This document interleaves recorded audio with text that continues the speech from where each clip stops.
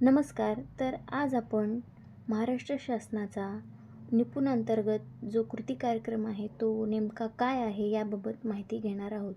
हा जो कृती कार्यक्रम आहे तो दिनांक 5 मार्च 2025 ते 30 जून 2025 पर्यंत आपल्याला राबवायचा आहे. या कार्यक्रमाअंतर्गत सर्वप्रथम आपल्याला विद्यार्थ्यांची जी कौशल्य आहेत, वाचन, लेखन, संख्याज्ञान व संख्यावरील क्रिया, या कौशल्यांवर आपल्याला त्यांची स्तर निश्चिती करावयाची आहे. यासाठी शासनाने आपल्याला काही स्तर निश्चित करून दिलेले आहेत. त्यानुसार विद्यार्थ्यांची चाचणी घेऊन आपल्याला विद्यार्थ्यांचे स्तर निश्चित करावयाचे आहेत.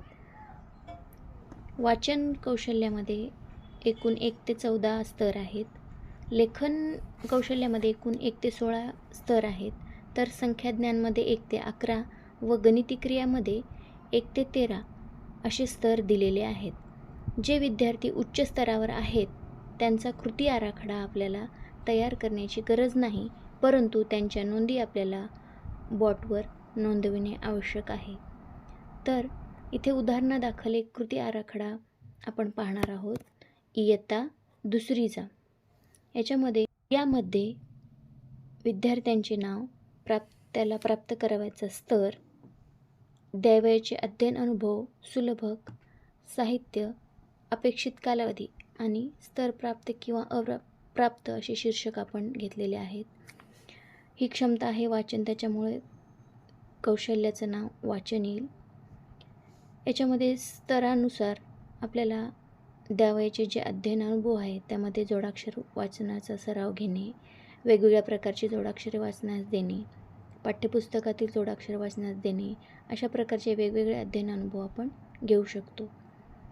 यासाठी वापरले जाणारे साहित्य म्हणजे जोडाक्षर कार्ड, पाठ्यपुस्तक, भाषा साहित्य पेटी. आणि हा जो कालावधी आहे तो आपण त्याची अध्ययन स्तर निश्चित केल्यानंतरचा कालावधी इथे आपण दिलेला आहे. यामध्ये आपण दिनांकानुसार सुद्धा अध्ययन अनुभव लिहू शकतो. नंतरचं क्षमता कौशल्य आहे संख्याज्ञान. यामध्ये विद्यार्थ्याला प्राप्त करावयाचा स्तर आहे 11. 10 ते 20 पर्यंतच्या संख्या लिहितो अंकामध्ये. आता यामध्ये अध्ययन अनुभव आपल्याला संख्या कार्ड दाखवता येतील, संख्या कार्डावरील संख्या वाचनाचा सराव घेता येईल. अशा प्रकारचे वेगवेगळे अध्ययन अनुभव आपण त्या विद्यार्थ्याला देऊ शकतो. आणि अपेक्षित कालावधी इथे आपल्याला